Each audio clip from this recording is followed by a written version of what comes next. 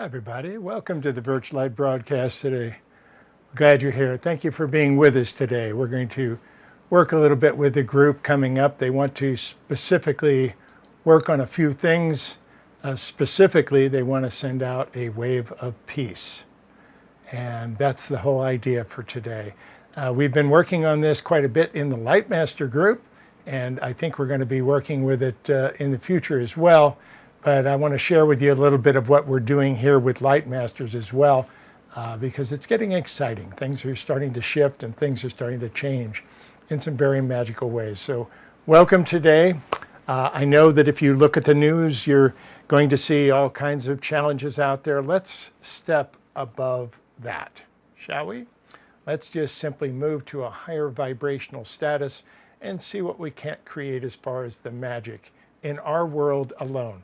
We're not going to go out and try to change the world. What we're going to do is change ourselves, carry an energy with us, and then slowly radiate that energy out into the world around us, okay? Glad you're here today. Thank you for being with us. We're going to get started right away. I do have just a couple of announcements to make really quickly. Number one, the June event coming up just went in the store. I don't have many links on the front page yet, but the June event is going to be about future Earth. And we haven't done any projections like that in a long time. It's been a few years since we've used to do all the predictions seminars. This is as close as we'll get. What we're going to be doing is we have 3 days to work with. Number one is going to be about the Earth herself, what changes are going on with the planet, what's taking place with that, what we can do, what position we can work with that. The second part is going to be about the animal kingdom, including future humans. So we will be talking about what we can do as far as future work and future elements in what's taking place with that process and what position we can take with that. And on the third day, we're going to be working specifically with outer space. We're going to talk about the cosmos. We're going to talk about changes and things we're going to discover in the worlds around us and kind of our position in the universe and what that's about. I know the group wants to talk about black holes. They want to explain a few things from their perspective of what we're seeing out there and what this is. And they want to talk about something that they've been talking about from the beginning of the work. The beginning of the work in the very first book that I put out with the group's information called Remember in 2020, 24 years ago, was a very interesting part about universal energy. That is actually the same energy that science today is calling dark energy, which makes up probably about 70% of our universe. So they're going to talk a little bit about that as well coming up in the June event that's available. Now, it's not on the front page yet because I just haven't got it up there yet, but we'll put it up later today, and you'll be able to see Future Earth coming very quickly. So just go right into the store and you'll see it in the store because it's all sitting there. One other thing that we're talking about is the podcast. We're starting to do this podcast. The podcast is not a channeled podcast. It is Steve explaining what the group is saying about certain topics and showing me in different ways. So in any event, it is a very interesting podcast. You're welcome. We just put up segment number 6 yesterday. You'll see that on the front page of the website, but you can also find it anywhere that you get your podcasts. When you go to Spotify, or if you go to the front page of aspavo.org, you will see the podcast is available as a video. All the rest of the places, of course, it is an audio only. We're starting to do more audio work because we know many of you like to listen to things while you're out taking a walk or taking a run or while you're doing other things. So we're making these available as a podcast. We're going to be interviewing the next segment. We're going to be interviewing a very good friend of mine, actually the oldest friend I have. No, it's not about his age. We're the same age. But I've known this gentleman, David Hamilton, since the first grade. He's an incredible guy, and I'm just I'll just tell you, tune into that podcast and see what David has to share with us. We've got a lot of things we're going to be talking about. David's fairly well known in his own circles of music and production. He's a playwright. He has an Academy Award nomination. He has an Emmy. He has a few other things that he's worked with, but just a really wonderful spirit. And we'll be talking to David on the next segment of the backstory. It's called The Backstory, and it is a part of Aspavo TV. So if you go to any place where you find your podcasts, you can type in Aspavo TV, and then you'll get two things. You'll get the VirtualLight broadcast, which we now make as a podcast, and you'll also get the backstory. So check it out. We hope you enjoy that. And let us know. Let us know how things work for you. Okay, I'm going to get started right away. We'll try to keep this nice and short and sweet today because we know your time is valuable and we want to bring in the group right away. But first, I've got a beautiful segment from a wonderful lady called Meg Adamson, and she's here to tell us a little bit more about ourselves and how to love ourselves in a different way. Now, anyway, welcome, Meg. Glad you're here. Thanks.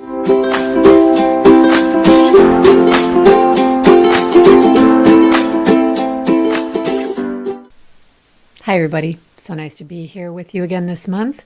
Let's dive right in. What I want to discuss this month is the quality, the consciousness of your relationship with yourself, between you and you.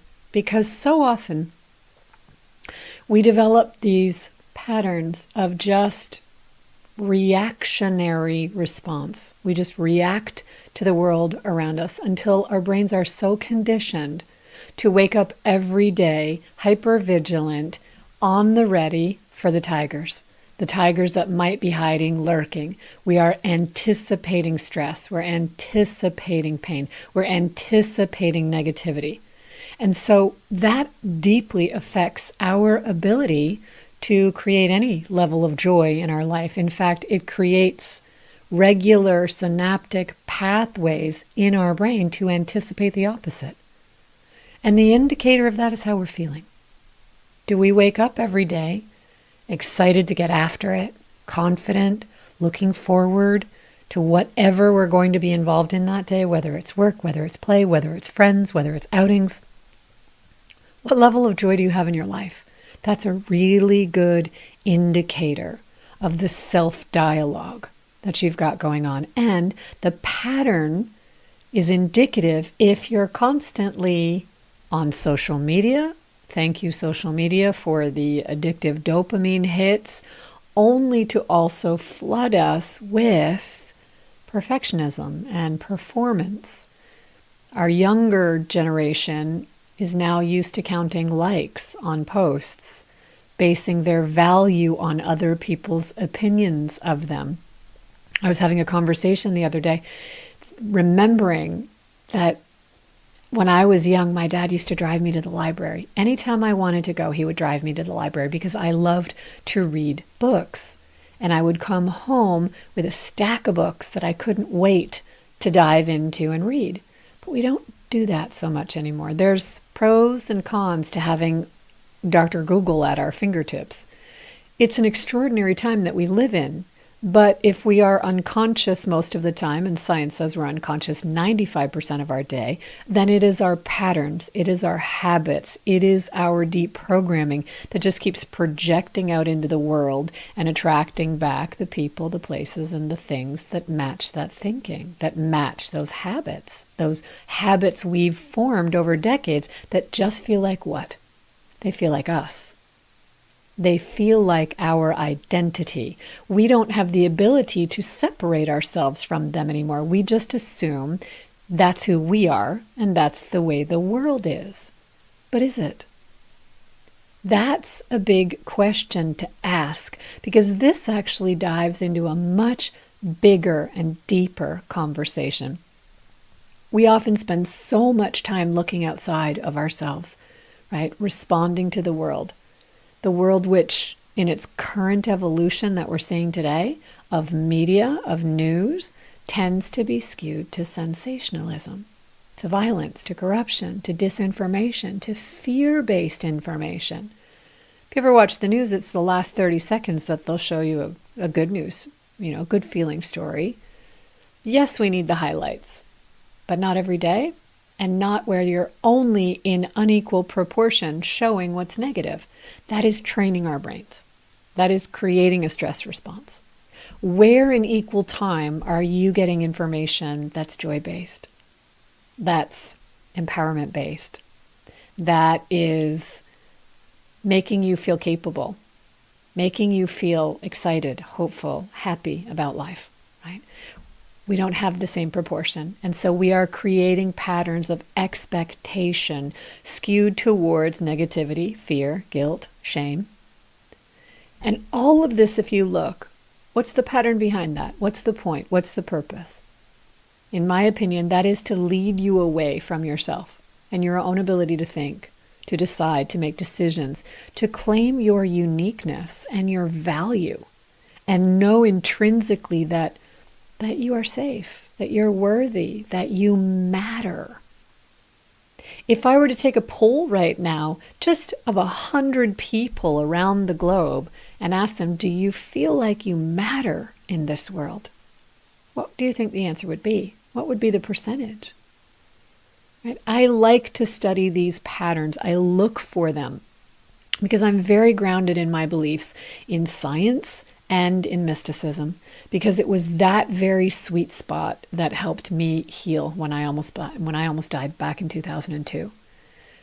Western didn't have the answers for me. They didn't know what to do with me. And alternatives started to open my eyes to a lot of different teachings, different mentorship, different modalities, different understandings, all in service to what? Me getting to know more about myself, more about my abilities, more about energy, more about the world we live in, more about how the mechanism of our brain actually works, because it takes the same amount of energy to create a negative story as it does to create a hopeful one. But we are so conditioned to believe the negative one to have more power, be more likely, more probable, that we are all now co-creating this environment of probability. And I, for one, don't think we have to be. We can be co-creating something that is much more joyful as well, but that requires us to have a different relationship with ourselves. That requires us to have a different level of responsibility to take ownership over what shows up in our life. And that's where things start to really fall apart. Because over time, responsibility and taking ownership starts to feel like self-judgment, starts to feel like a lack of something. Because if this outcome is negative and you want me to say that I had a hand in it, then therefore I'm responsible for creating something that doesn't feel good. Therefore something must be wrong with me. I'm not doing it right. I'm not getting it. I'm not understanding it. And we avoid that. We avoid pain at all costs. Our brain, our subconscious mind is designed to protect us. Its job is to move us towards pleasure and away from that pain. So we have now crossed the wires between responsibility and power and responsibility and pain. And it all hinges on our relationship with ourselves. If we can let go of the self-judgment, if we could just put it down for a minute, and start to ask questions like, what if? What if I could learn to have such a deep relationship with myself that ownership of my experience in this lifetime doesn't mean something's wrong with me. It means I'm learning. It means I'm tweaking. It means I'm adjusting it. It means I'm contemplating and reapplying. It means I celebrate everything that I love and I learn from everything that I don't love. But it doesn't mean something's intrinsically wrong with me. It doesn't equate to my worth. It doesn't equate to my value. This is where we go sideways. We equate everything to our worth and value.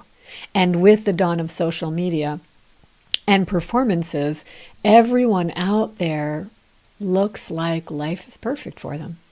And yet I can tell you, I have worked with hundreds and hundreds of people now.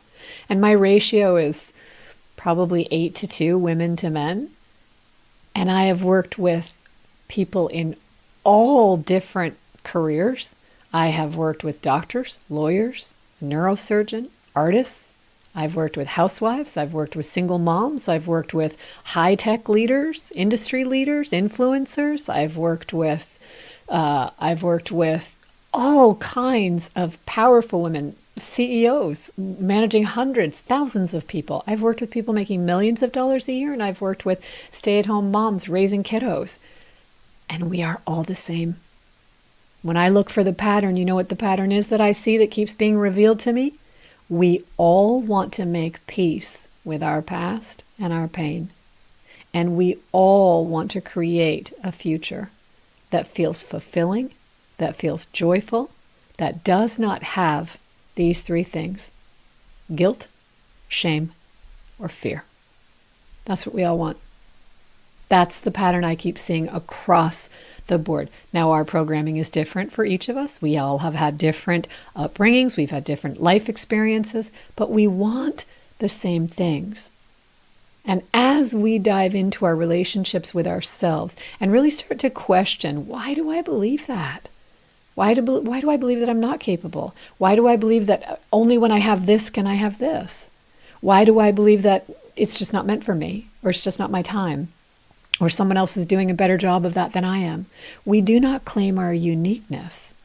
And yet, if you are here on this planet listening to this, you are already an incredible miracle. Your birth. You're here.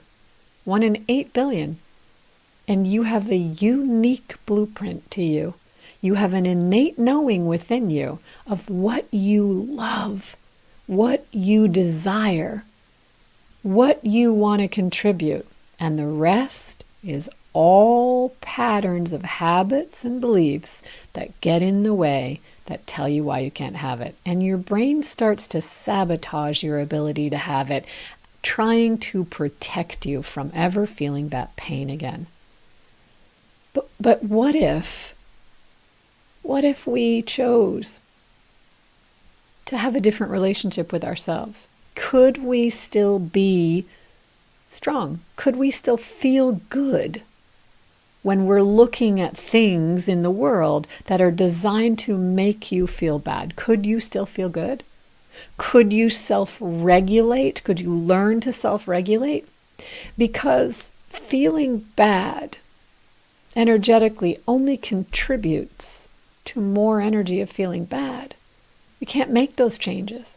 The way we make those changes is claiming our uniqueness, knowing that we're capable, learning how to really consciously have a relationship with ourselves and our minds, and using the mechanism to make a shift between these two things. Because this is what I think the pattern is.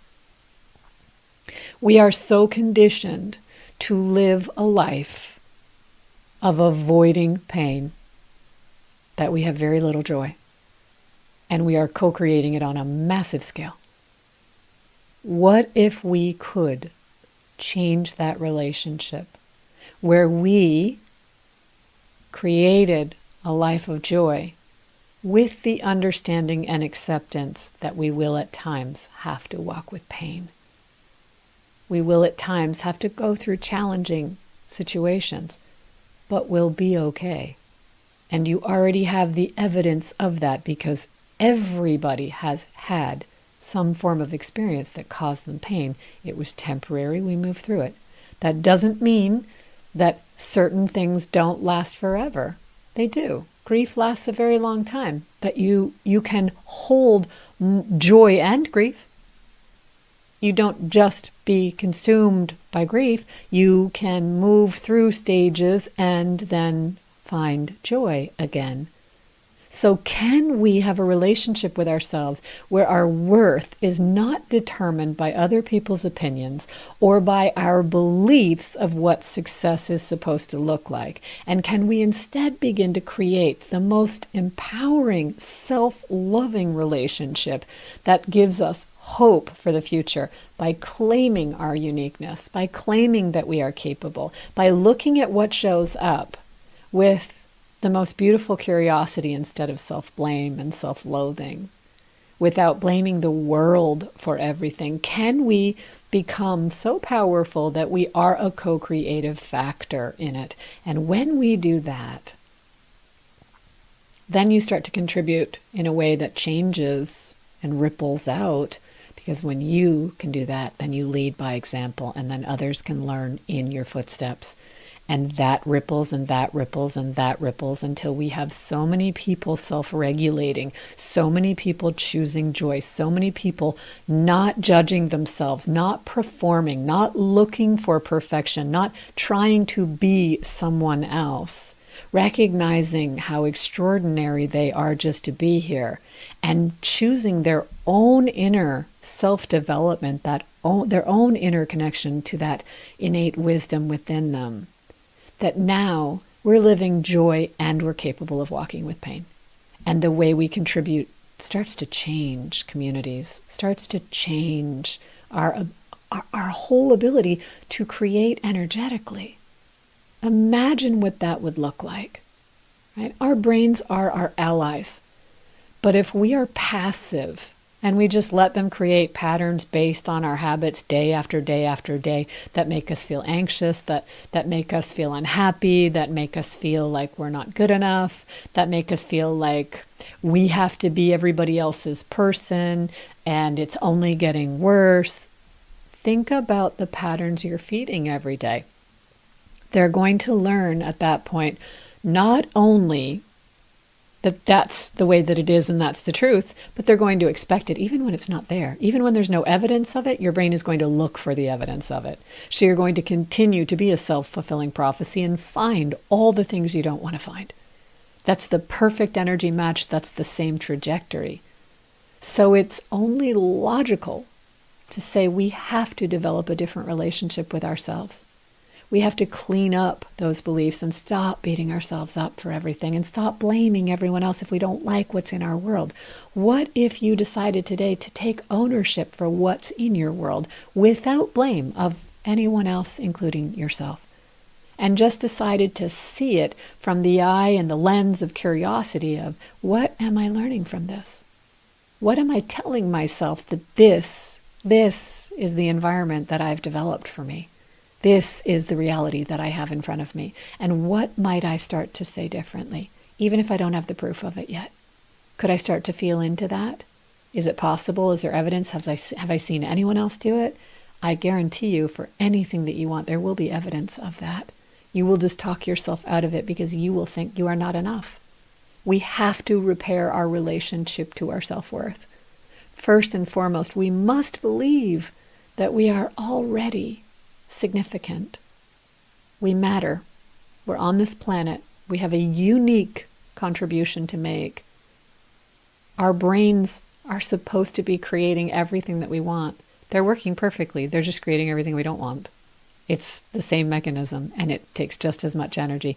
In fact, it's much more draining to believe in something every day that's negative because you don't want to get up and go in the next day. We don't want to do that.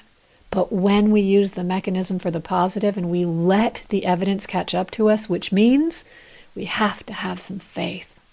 We have to say, I'm going to feel like this because it just feels better to feel like this. And at some point, I'm going to see much more proof of it. I know it'll come, but right now, I'm just selfishly doing it because I want to feel good each day. And if we can talk ourselves into that a little bit more and a little bit more, we're building new synaptic pathways and our brain starts looking for the evidence of it. And now we start creating a really powerful relationship with ourselves so that no matter where you are in the world and someone is behaving any certain way, it doesn't trigger you the same way anymore. You're not reactive to the world. You're self-regulating and managing your own joy, knowing that at times you're going to have to walk with some discomfort. And that is a whole lot different than I'm going to protect myself from pain and rarely ever experience joy. That's the reality that most people are walking in right now. And that reality is being fed all day long by social media, news organizations, disinformation, and so forth. So you have to choose. You have to decide. And it starts with, can you accept your value? Can you embrace your value? And can you begin to dive in and have a completely different relationship with yourself simply for the pleasure of it? Knowing that at times you open that door, that sometimes there will be challenges that'll come through too, because you're ready for them. You're ready for the next level. You want more. I don't believe anybody came here to say, get me to a safe place and let me wait it out until I'm 100. I don't believe that for a second. We came here to see what we're capable of. And we're capable of so much. We're just not enjoying what we're doing. But if we could take ownership of being a co-creative partner in this, and that we actually have power, that we can decide how this feels, how we show up every day, and we can make peace with the pain of our past and say, that wasn't fun.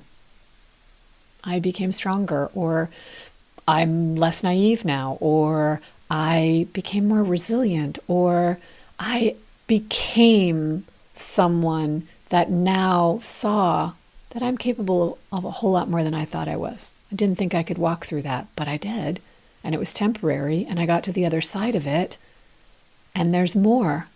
So I'm going to decide, am I going to create more trying to avoid that pain over and over and over again? So I'm going to live a smaller life, reactive to the world, hoping no trouble finds me? Or am I going to create joy?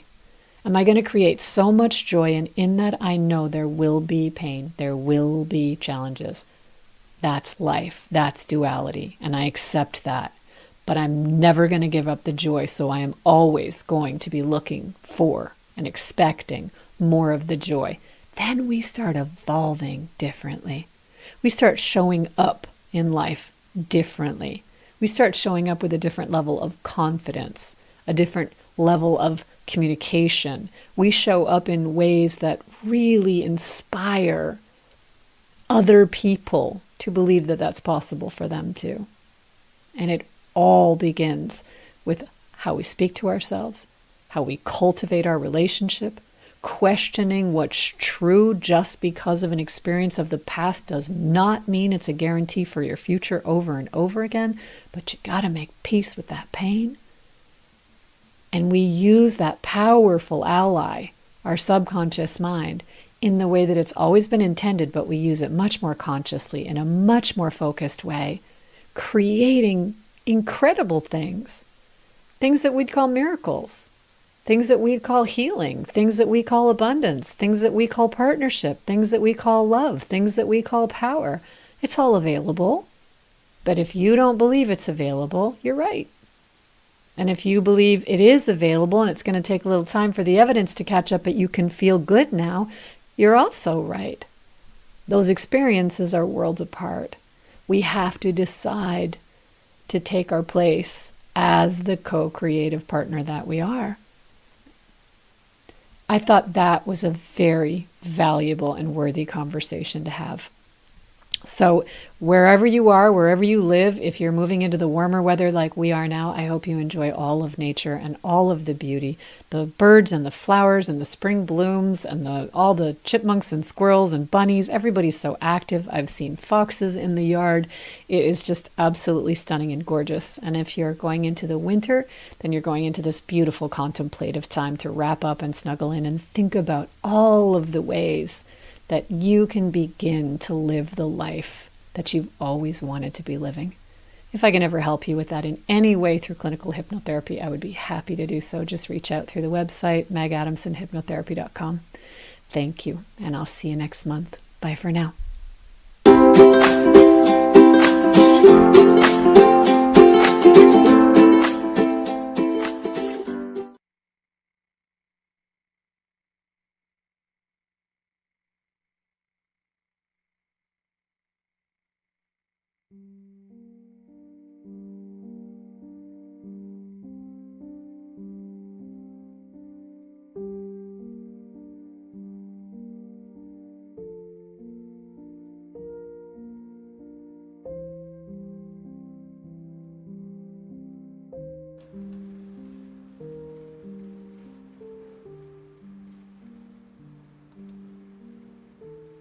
Greetings from home, dear ones. You are such magical beings. We come to you this day to help remind you of who you truly are, to bring the essence of the Creator beings here on earth. Oh yes, you look to the heavens. You put us on a pedestal. You say that we are angels from the other side of the veil. What you don't understand, dear ones, we honor you in the same way. We are honored to be in your presence. And this day we wish to bring you a little information about yourselves again. We've been working with this in the Light Masters for some time, but today we bring it here to the open public, to anyone who can take this. Now, as you've just heard, you are responsible for what is in your field. Very simple. You are creator beings, each and every one of you. It's not easy for humans to do, for you have an ego you must wrestle with. You must balance that ego in different ways to find out what works for you and how it can work for you. But you're magical beings.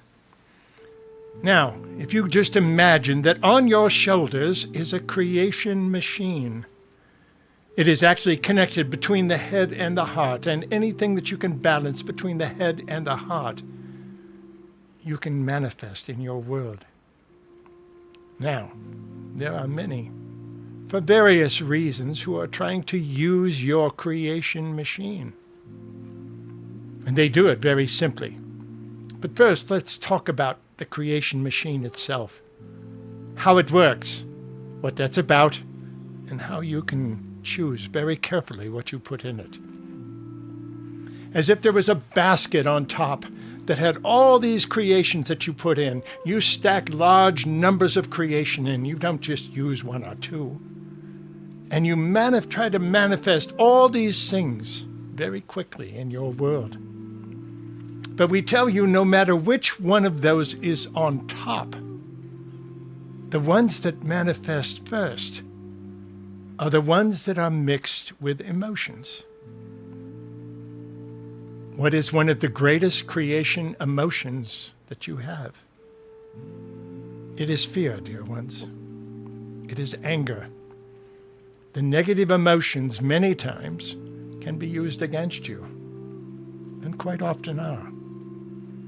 So what we do is we ask you to look at these. How does that resonate with your heart? Yes, something is going in your head. Yes, something you can't quite always figure out, but how does it balance in your heart? Is that what you wish to see in the world? Very simple. Not easy, because it does mean you must balance that energy. You must find what works for you. Now, there are times when you watch your television, you read the news, you go online, and you get things that come into your world.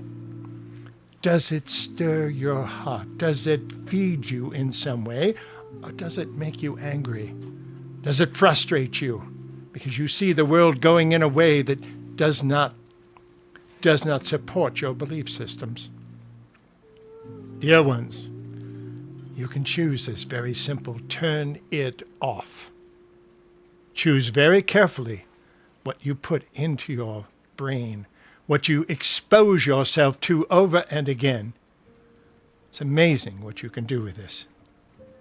If you are aware that you are creator beings in every aspect. Now, dear ones, we've spoken much about the vagus nerve, which runs down behind your ears on both sides and travels through many parts of your body. It is half of your autonomic nervous system, and it can be exercised. Like a muscle, you can build it by exercising it. How does one exercise the vagus nerve? Well, you do so right now. Through meditation, through bringing in your spirit, through prayer, any of the aspects that you use to bring yourself into a centered being. That allows your spirit to clearly go through your bodysuit and interact into the world. That is beautiful from this side of the veil. We can tell you, you are very magical beings that have a blinder on. Very difficult for you to see truly who you are. But we do. And we wish you to use it consciously every chance you get. So, what happens when you balance your head and your heart? What happens when you feel something really wonderful? Your vagus nerve lights up. And in that energy, it radiates a signal out into the universe that brings like kind, like beings. But all vibrations that go out return like vibrations. That's why you must be careful what you say. For the universe has only one answer for everything asked of it. And so it is. It always answers yes. No matter what you ask of it, it returns that vibration. So when you put that vibration out into the universe through your vagus nerve, you receive the answers very simply. But you are creator beings. The universe is at your beck and call. The universe creates what creator beings ask for. Now that may sound very simple. We know that some of you have experiences quite the opposite of what we're speaking about. However, we also tell you that you now have more control of that than ever before. For with the portals that have opened, with the stargates that are now open, with the timeline crosses that you've recently experienced, planet Earth is resetting herself. And so can all of humanity. Now you can step it into fear, into anger. You can step it into joy. So how does one consciously send out signals into the universe to create something magical? Well, there's actually a really simple way. We hope this is not too simple for you to understand. For humans love complexity. We will try to complicate it just enough for you to grasp. Here it is now. It's the smile, dear ones. When you smile really big, your vagus nerves light up. You can feel it. You can feel it right behind the ears going down into your digestive system, into your heart, into all different areas that the vagus nerve covers, and vibrating out a signal into the universe. Have you ever noticed when someone smiles or laughs really big, that you laugh too, you smile, no matter what? It's a natural reaction to those vibrations sent out into the universe. So if you consciously remember, you can create your world with a smile first. Probably the most important aspect of all of this is to create your world as you walk into it. Now we know that sometimes you'd like to find the path of least resistance, the perfect next step for your being. We know that is difficult. But at the same time, it's because your brain is overly involved, which many times you think too much. We love it when you do that. And we love it when you balance this ego, you check it, you see it. Sometimes it takes you over, you know how it works. But finding that balance is part of your job, part of what you came here on planet Earth to do, and you're doing better than you can possibly imagine. So enjoy the journey. But above all, create your world first through a smile. Before you step into your car to go to work, smile really big. Look at yourself in the mirror and smile.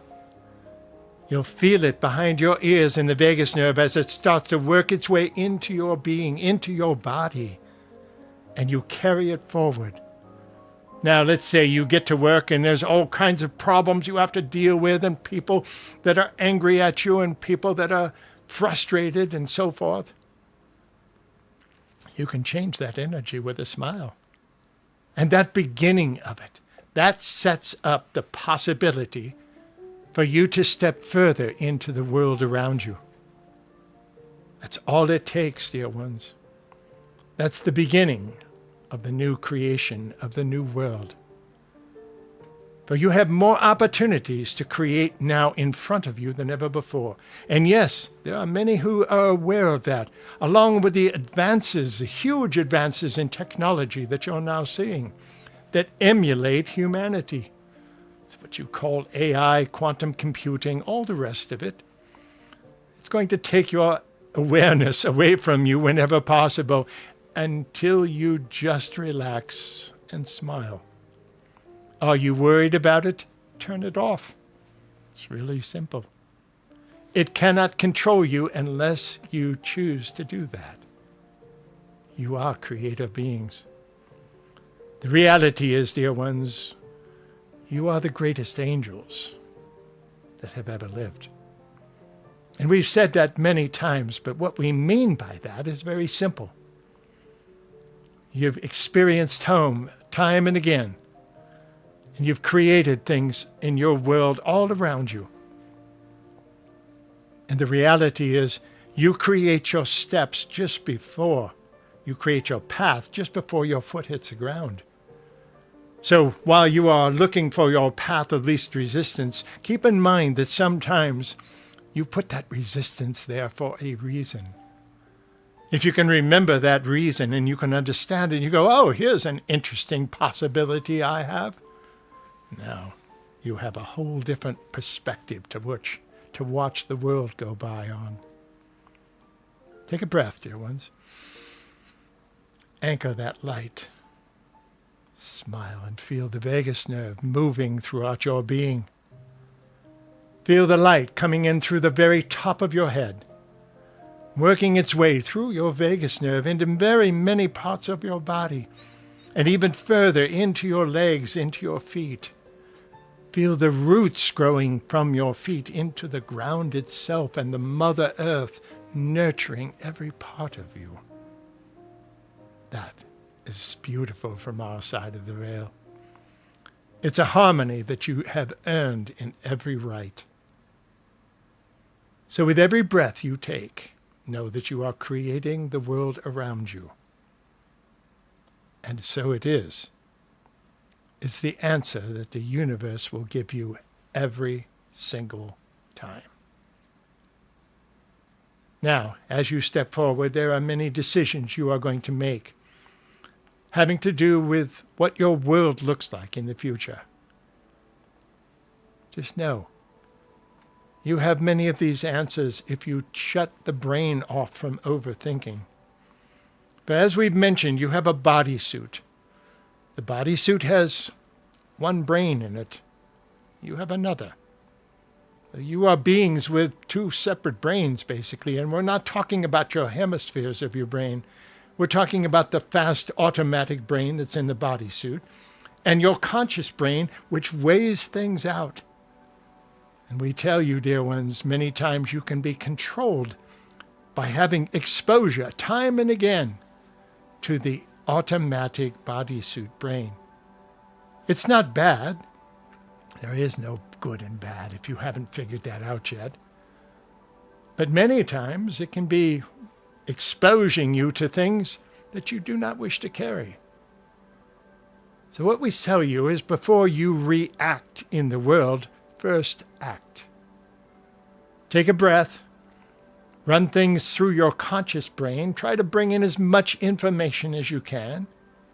Step back from your own belief systems for a time and look at the world around you and make those choices for you. And that will change your world. You are magical creator beings who have a blindfold on. Yes, the veil cannot keep you from knowing that, but it will blind you. You won't even see your own creations until they are right upon you, until you turn around and look behind you at your past and you'll say, oh, I've created a pretty nice life for myself here. Even with all the struggles, even with all the difficulties. And there's one other aspect that we wish to speak of at this point, and that is healing. You are fragile beings. Many of you have come in, most of you have come in as empaths. You've come in with weak boundary systems so that you could do your work. You can feel other people very quickly. You can see things that others cannot. And that is very beautiful, and yet sometimes it is very difficult for you. For you don't always know where your boundaries are, and you can draw in the master manipulators that move you from one place to another, sometimes without even your knowledge. Know that you're in charge of your world, much more than you understand. You are the greatest angels that have ever lived. And as you start to remember your angelic presence, that part of you that belongs at home, you can see that you have actually taken off your wings to come here to play a game of pretending to be a human. But if you stop for just a moment, you step above all of it. Now you have many things going on your planet. You have war. You have new technologies that are completely sweeping your planet. You have all sorts of things that are going to need massive adjustments on your part and others. But if you remember who you are when you are home, you let the spirit shine through the bodysuit and create the world that you hope to create of the highest potential for you. We are cheering you on from the other side of the veil, dear ones. Your world is getting smaller every day. But you are growing. Now we know you don't always see it. And when you look at each other, sometimes you judge each other to see what that looks like for you. Well, that is a common situation for those that are finite. But the reality is your spirit is infinite. You've been to Earth so many times. You've played so many different roles. If we could only show you those, you would laugh sometimes at the things that you're calling difficulties right now. You will make it through. We promise you that. Your greatness is starting to surface in all new ways. And we watch and applaud you from this side of the veil. Try and encourage you to take those steps and to create that path, even with the difficulties that it has upon it. So breathe for just a moment and smile. Feel that beautiful vagus nerve. Feel your vibration starting to emanate into the universe around you right now.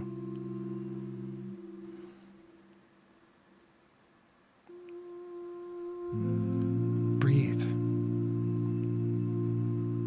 Take the world around you into your breath. Flavor it with the most beautiful love that you can and breathe it back out. And as you send this world into the next level, you will not see those steps until you turn around and look behind you and you start to see what you've truly created. We applaud you from this side of the veil, dear ones, for having the courage to take off your wings, to come to this earth, to pretend to be human and play a finite game for the time that you have in these physical bodies. And if you run that energy through you, very simple things, you will heal yourselves. Not only of physical ailments, but also of emotional ailments. For as you put things into your creation machine, those with the highest emotion immediately go to the top. We ask you to make it love. Fall in love with your creations. Fall in love with your dreams. Dream the highest dream that you can do. Let your heart vibrate. Let your vagus nerve light up and send it into the universe. You are magical beings, each and every one of you. It is our job only to hold the mirror up in front of you so that you can start to remember who you truly are. We applaud you, dear ones. You are the magicians on the game board. We hope to help you remember your magic and to step into it and to create a much higher world where all the anger, all the frustration, all the fear can simply flow through you without sticking to you. Well done, dear ones. Well done. And with that, it is with the greatest of honor that we ask you to treat each other with respect. Nurture one another and open those doors at every opportunity, and don't forget to smile. Well done, dear ones. Play well together. It is with the greatest of honor we tell you, Espavo, thank you for taking and holding your own power. We are the group of 9, and we love you dearly. Espavo.